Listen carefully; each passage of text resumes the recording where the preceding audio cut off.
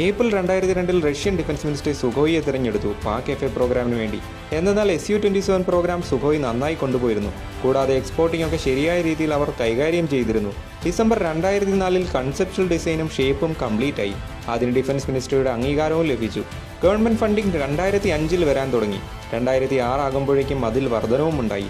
2009 officially approve ചെയ്തു. ഈ fighter പ്രോഗ്രാമിൽ ഇന്ത്യയും ഭാഗമായിരുന്നു. ഒക്ടോബർ 2007 ഇന്ത്യയും റഷ്യയും തമ്മിൽ ധാരണയായിരുന്നു. സുഖോയിയും എച്ച് ചേർന്ന് ഈ പ്രോഗ്രാമിന്റെ കീഴിൽ FGF-A ഫൈറ്റർ ഡെവലപ്പ് ചെയ്യാനായിരുന്നു ധാരണ. അതിനായി 8 മുതൽ 10 വർഷം വരെ ദൈർഘ്യവും ഉണ്ടായിരുന്നു.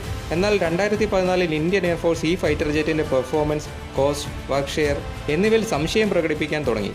2018 ഇന്ത്യ ഈ പ്രോഗ്രാമിൽ നിന്ന് പിൻവാങ്ങി. പിന്നീട് സുഖോയ് ഒറ്റയ്ക്ക് ഈ പ്രോഗ്രാം മുന്നോട്ട് കൊണ്ടുപോയി.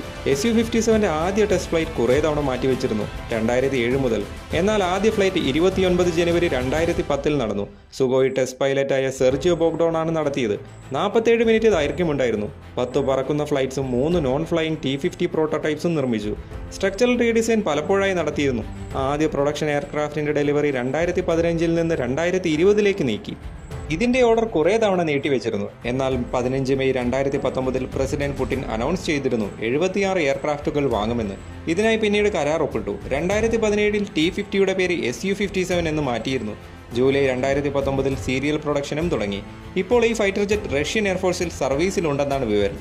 Su-57ന്റെ പരമാവധി വേഗത വരുന്നത് മാക് 2 ആണ്, അഥവാ 2135 km/h ആണ്. പരമാവധി സർവീസ് സീലിംഗ് വരുന്നത് 66,000 അടിയാണ്.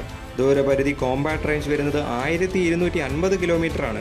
ഫെറി റേഞ്ച് വരുന്നത് 2 ഔട്ട്ബോർഡ് ഫ്യൂൽ ടാങ്കുകളോടെ 4500 km പരിധി വരെ പോകാം. മാക്സിമം ടേക്ക് ഓഫ് വെയിറ്റ് വരുന്നത് 35,000 kg ആണ്. 2 Saturn AL-41F1 after burning turbo ഫാനുകൾ പവർ നൽകുന്നു. ഒരു എഞ്ചിൻ 142.2 kN ആഫ്റ്റർ ബേണുകളോടെ പവർ നൽകുന്നു. അതുപോലെ തന്നെ ലൈറ്റ് ടാക്ടിക്കൽ എയർക്രാഫ്റ്റ് വിഭാഗത്തിൽ സുഖോയ് മറ്റൊരു 5ാം തലമുറ യുദ്ധവിമാനത്തിന്റെ ഡെവലപ്മെന്റിലാണ്. സുഖോയ് Su-75 ചെക്ക്മേറ്റ് എന്നാണ് ഇതിന്റെ പേര് നൽകിയിരിക്കുന്നത്. ഇതൊരു single engine stealth fighter aircraft ആണ്. വരുന്ന സമയങ്ങളിൽ ഇതിന്റെ ടെസ്റ്റിംഗ് ഒക്കെ പ്രതീക്ഷിക്കാം. അപ്പോൾ ഗൈസ്, റഷ്യയുടെ 5ാം തലമുറ യുദ്ധവിമാനങ്ങളെ പറ്റിയുള്ള വീഡിയോ ഇവിടെ അവസാനിക്കുന്നു.